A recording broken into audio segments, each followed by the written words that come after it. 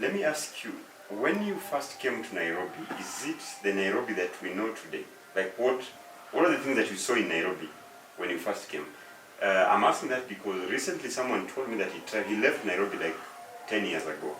He came back to Nairobi and he could not recognize it.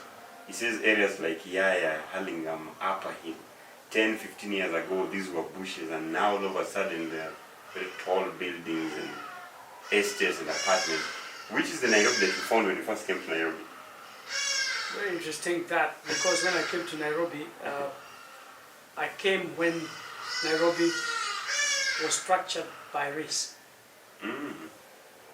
If you are not aware, there are areas for Asians, areas for Africans, and areas for Europeans. If you look at the architecture even today, you can actually still see that architecture. Mm-hmm. So if you go to places like Parklands, Parklands was for Asians. So if you look at the structures there, it's very Indian way of, or Pakistan way of buildings. You find those ones, apart from the fact that many of them have been knocked down. And even among the Asians, they had classes. So if you went to the Isli was the poorer Indians. But the upper class Indians stayed in Parklands. Okay. So in places like... but do we still have Indians in the city? Yes. Do you still have traces of Indian community? I think there could be a few who are still running a shop, Kenyan Indians. Okay.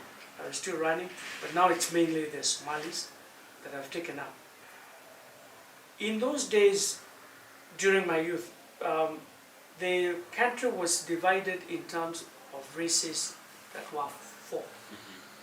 So you had the European at the top, then the Asian was the number 2, the Somalis and Arabs were put as number 3, and then the African at the bottom. Mm-hmm. In fact, I have got a friend of mine, because his father was, I think, Asian,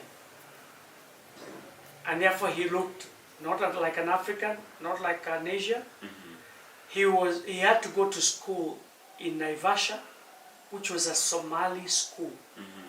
because you could not mix the races. And that was the way the colonialists wanted to keep us divided. Sometimes you feel like it is a shame that we ourselves have continued to accept those divisions among themselves, which are totally meaningless. Mm-hmm. So that's the way it was. Now, if you went to the eastern side, which is the Mbotela, mm-hmm. the Makadara, Bahati, Kaloleni, those particular areas were for Africans. And the houses were built in such a way that the African was not supposed to keep a family.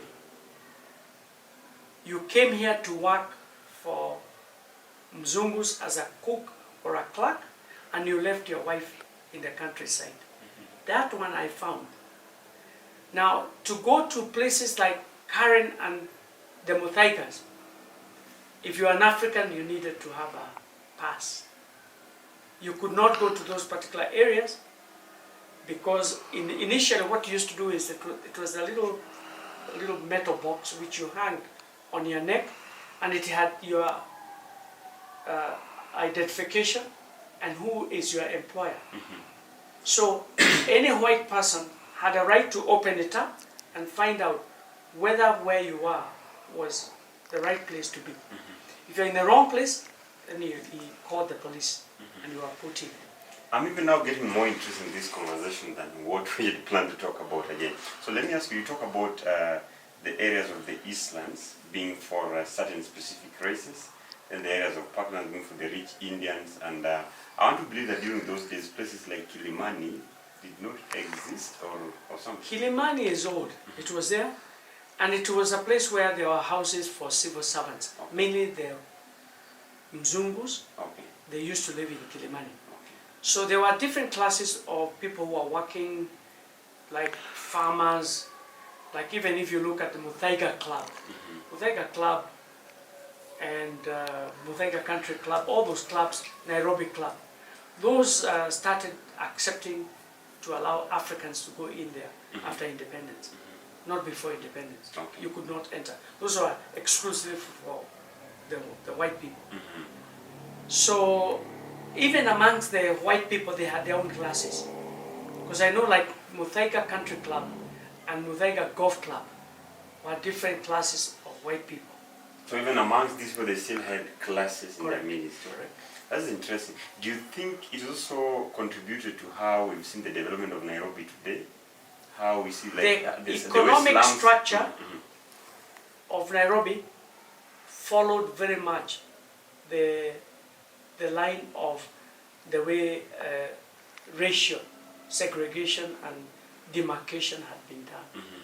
So if you look at Karen, I think up to now, you cannot subdivide land beyond a certain level. True. And you cannot build certain Certain houses in that structures, kind of place. So it's now controlled from an economic point of view, but it mirrors very much the structures that were there during the colonial times, during the segregation. The only thing is that if you have money, you can move from any place to the other, even if you're an African today. There are no restriction. But what we have also created is those classes now. Those who live in Muthaiga and those who live in the Karen are different from those who live in Mathare Valley. So if you look at, for example, beyond, you know, what you call Buruburu today. I remember very well, what is this bird the Western people used to hunt? Not Oruru, it's called... Which one? Aluru. Aruru. You know that bird? Yeah, no, Aluru. We used to go there to We hunt. hunt it, yeah. We used to hunt them there. In Buruburu. Beyond anything beyond Makadara was just wild. These are Komarok and... There was no Komarok. Komarok, these are recent places. Okay. Those were all wild places, bushes. Yeah. But let me ask you. Beyond Makadara. There's a quick one for any young person watching. Was Nairobi ever green? Did we have rivers? Which Yes. were fresh in Nairobi? In fact, during that time, like Nairobi River was very clean, very well managed. There are certain areas, and I don't know whom to blame, that have gone backwards rather than forwards. So there were One of times that them, Nairobi in terms looked of better than how it neatness did and here. cleanliness of Nairobi was clean. Wow. Now it is a very polluted city. So when they talked about the city, in the green city in the sun, Yes. it was true. It was that. Okay. Because even today, by African standards, not the Western standards, Nairobi still has more greenery than most of the African cities.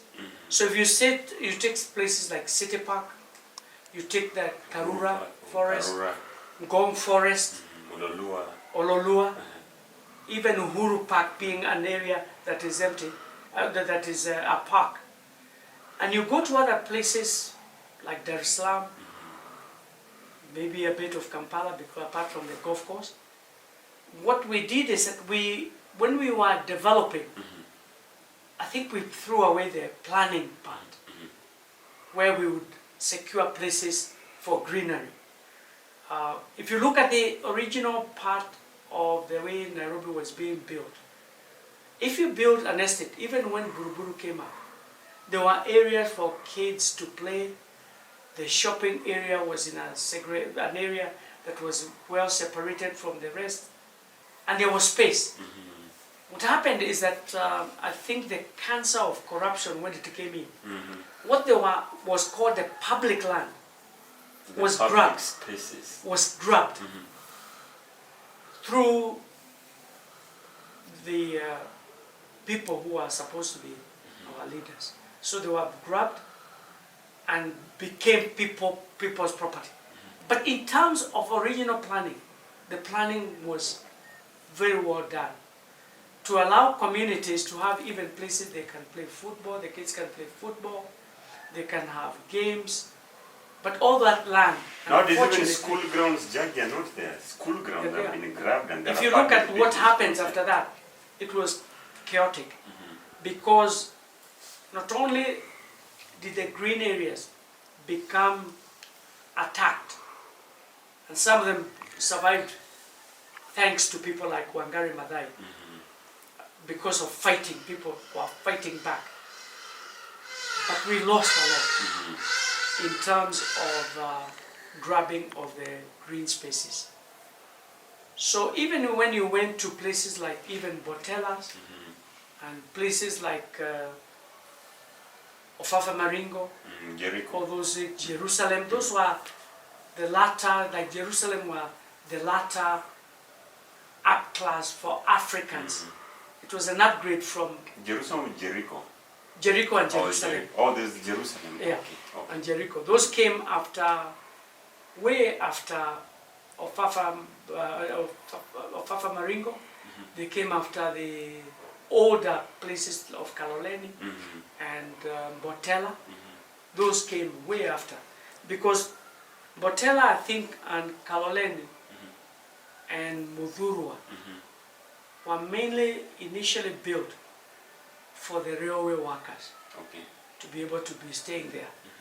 Again, very much in line with what you would find in South Africa, where migrant workers came to work, but they never brought their families.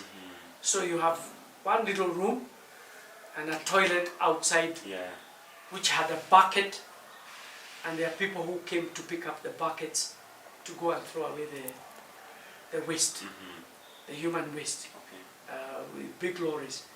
But in terms of management, the collection of takataka, every home used to get a dustbin with the NCC, with a date. Every year, you get a new dustbin with a cover. And then the lorries would come and pick them up, and there were dumping site. I think some of the challenges that have come is also the rural urban migration, because it was overwhelming. It had created huge slums which have no facilities, and we just became chaotic. So what we have built mainly after independence is a chaotic city. Jagi, let me ask, when you came to Nairobi, you were saying that there were rivers. There were green spaces. You know there are still rivers. Yes, here now. but They are very polluted. Yeah, you know what I'm talking about when I Yes. talk about rivers. Yeah. There's a time you even shared with me that there used to be a recreational place, water body, somewhere where the Nairobi River begins, or just the other side of Kibera. So these are places. Oh yeah, there is, Nairobi Dam. Nairobi Dam is still there, but it's covered by hyacinth. We abandoned some of the great things we had. And that particular land, that particular area was also grabbed. That is what they call the Langata. In fact, initially it was called the Aya 2.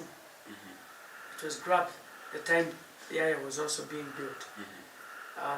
That particular area was grabbed, and there was a beautiful dam there where people used to go there and be trained for deep sea diving. You go there, there was a club. Here in Nairobi? Yes, in Nairobi. It still exists. Yeah, It was discovered by I've seen us. photos and I've seen short clips of Yes. the 60s and 70s. And that is not even 60s and 70s. It was still there up to about 1990s. Wow. Yes, yeah, it was there. Okay. There was a club. I don't know whether they were calling it a sailing club, because they would do a bit of water sailing, whatever it is. But I know we went there for when people were being trained on how to use the deep sea diving equipment, like oxygens and the rest, and you go into that dam. So it's not very big. I'm just trying to put the picture in my mind what Nairobi looked There were a like. lot of facilities like that, where you could go to those particular places and enjoy. But unfortunately, I think what has happened is that our leaders have been focused on how to enrich themselves. And in doing so, we threw out the order. That's why you find that you go to places, you can find the investments, a lot of investment, but there's no planning. True. So you can go So to many places cities just coming like up. Zimmerman, but there are no roads.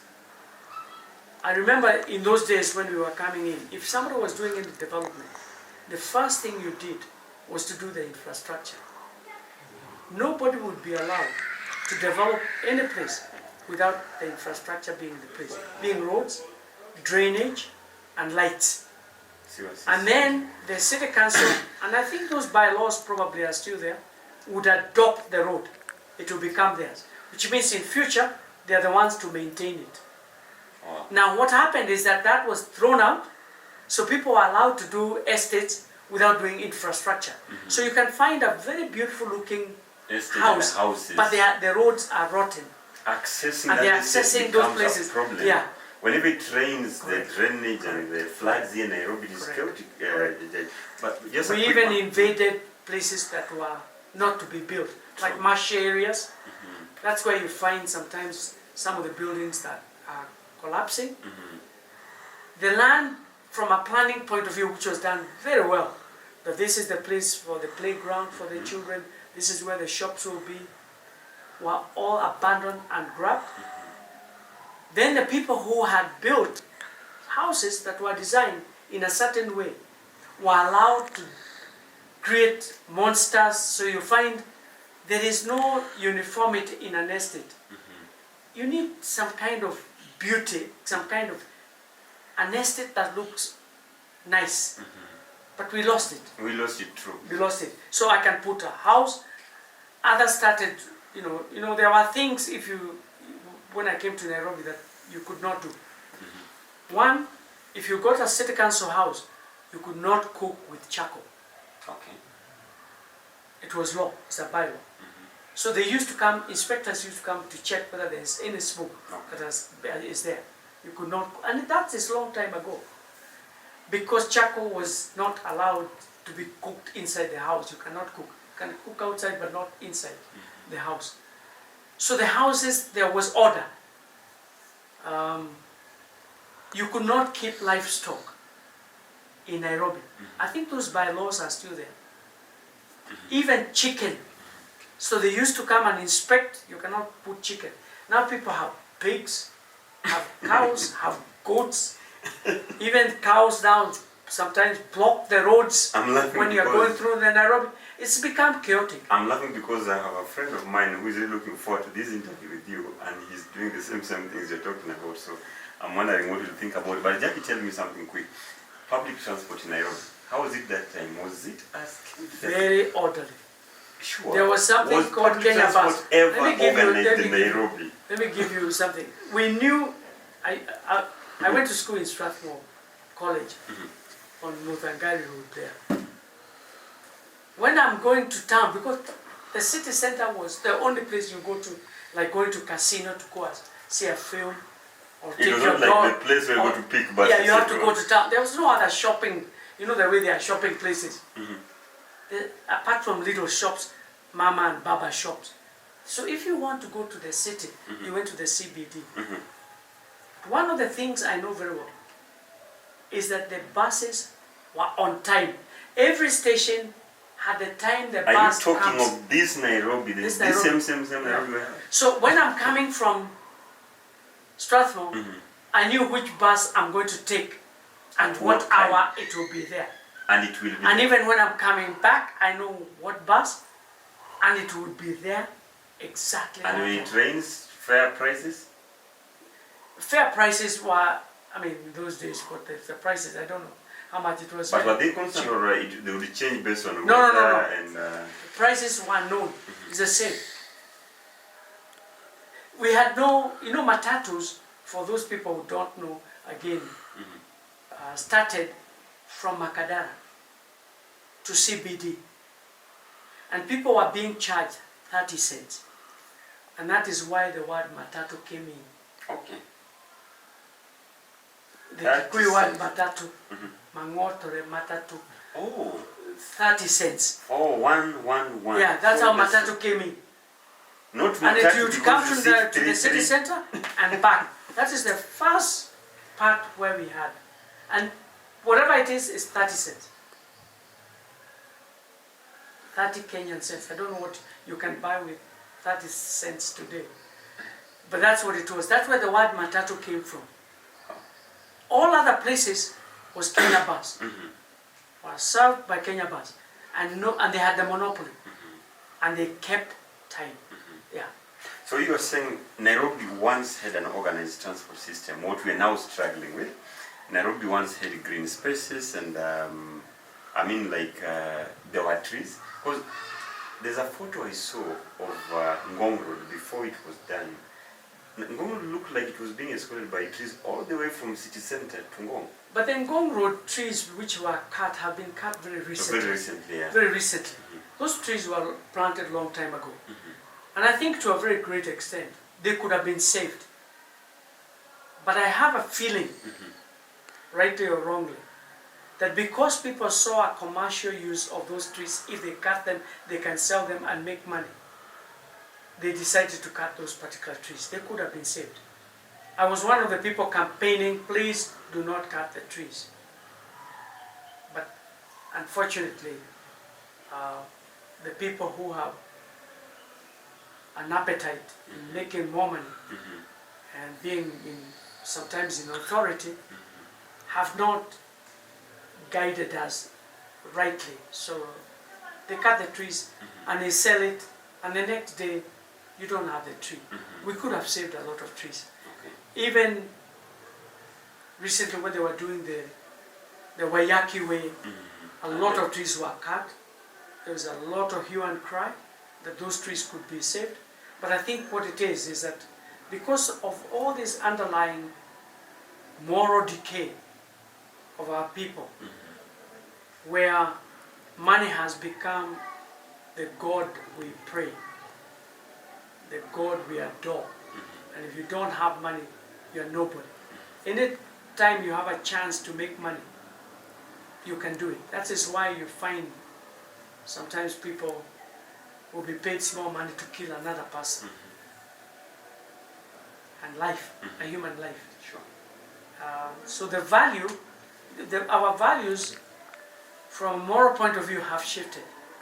So we probably need a moral rearmament in this country, where we go back to our foundation and start asking ourselves, who are we from a moral point of view?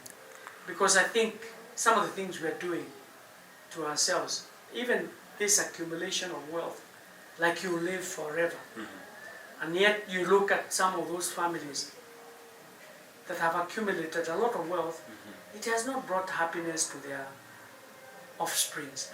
The people who are left behind are in courts, fighting each other, hate each other, some of them even end up killing each other. And the only person who goes laughing all the way is the lawyer. True. Well, Jagi, my last question to you, because it looks like we'll be doing a lot of storytelling sessions with you. We have a lot of young people here in the city who are just yearning to have a green city, a beautiful city, a city that is more accommodative and healthy. Are we at a point we can say it is a point of no return? No. I think that can we reclaim the city? It can be reclaimed. It will never be the same as it was before, because there are certain areas you cannot be able to, we cannot be able to reverse. I'll give you an example. I was involved in trying to save the land, which is the city park.